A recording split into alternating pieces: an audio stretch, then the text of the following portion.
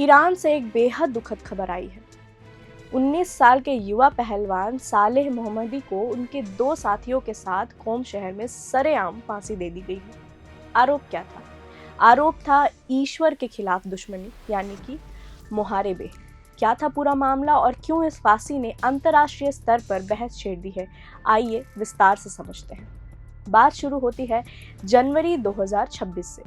Iran में बढ़ती महंगाई, डूबती अर्थव्यवस्था और धार्मिक शासन के खिलाफ लोग सड़कों पर उतरे थे। इन्हीं प्रदर्शनों के दौरान सालेह मोहम्मदी, मेहदी गोसेमी और सईद दावूदी को गिरफ्तार किया गया। ईरानी सरकार का कहना है कि इन तीनों ने प्रदर्शन के दौरान चाकू और तलवार से 2 पुलिसकर्मियों की हत्या की। उन पर मुहारिबे का आरोप लगाया गया। अब ये मुहारिबे क्या है? आसान भाषा में कहें तो ईरानी कानून के तहत इसे ईश्वर के खिलाफ युद्ध माना जाता है। ये वहाँ के सबसे गंभीर अपराधों में से एक है, जिसकी सजा सिर्फ और सिर्फ मौत है। हालांकि मानवाधिकार संगठनों का कुछ और कहना है। उनका आरोप है कि ये कबूलनामे जबरन, डरा धमकाकर और यातनाएं देकर लिखवाए गए थे।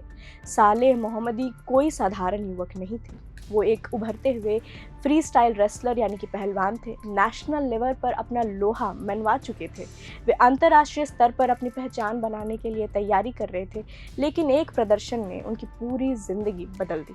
इस मामले में अमेरिका के डोनाल्ड ट्रंप प्रशासन ने भी हस्तक्षेप करने की कोशिश की थी, लेकिन तेहरान से अपील की गई थी कि वे इन युवाओं के अधिकारों का सम्मान करें और फांसी रोक दें, लेकिन वहां की सरकार और वहां की सुप्रीम कोर्ट ने इन अपीलों को दरकिनार कर दिया और सरेआम फांसी देने का फैसला किया ताकि समाज में एक कड़ा संदेश जाए। इस फांसी के बाद एमनेस्टी इंटरनेशनल और ईरान ह्यूमन राइट्स जैसे संगठनों ने इसे राजनीतिक हत्या करार दिया है। मानवाधिकार कार्यकर्ता नीमा फार ने तो यहाँ तक कह दिया कि ये खेल जगत के सितारों को डराने की एक कोशिश है ताकि आम जनता विरोध करना छोड़ दे। उन्होंने इंटरनेशनल ओलंपिक कमेटी से भी दखल देने की मांग की है। ये पहली बार नहीं है। आपको साल 2020 याद होगा, जब पहलवान नाविद अफकारी को भी इसी तरह फांसी दी गई थी। तब भी दुनिया भर में शोर मचा था, लेकिन नतीजा वही रहा। 2026 में भी ये प्रदर्शन ईरान की सरकार के लिए बड़ी चुनौती बन गए हैं, क्योंकि इसमें हजारों गिरफ्तारियां हुई हैं और कई लोगों की जानें गई हैं। आज सालेह मोहम्मदी हमारे बीच नहीं है, लेकिन उनकी फांसी ने ईरान के कानूनों और वहां हो रहे प्रदर्शनों पर एक बार फिर से बड़े सवाल खड़े कर दिए हैं। क्या विरोध की आवाज़ दबाने के लिए मौत की सज़ा सही रास्ता है? ये सवाल आज पूरी दुनिया ईरान से पूछ रही है। आपका इस पूरे मामले पर क्या विचार है? कमेंट सेक्शन में हमें ज़रूर बताएं।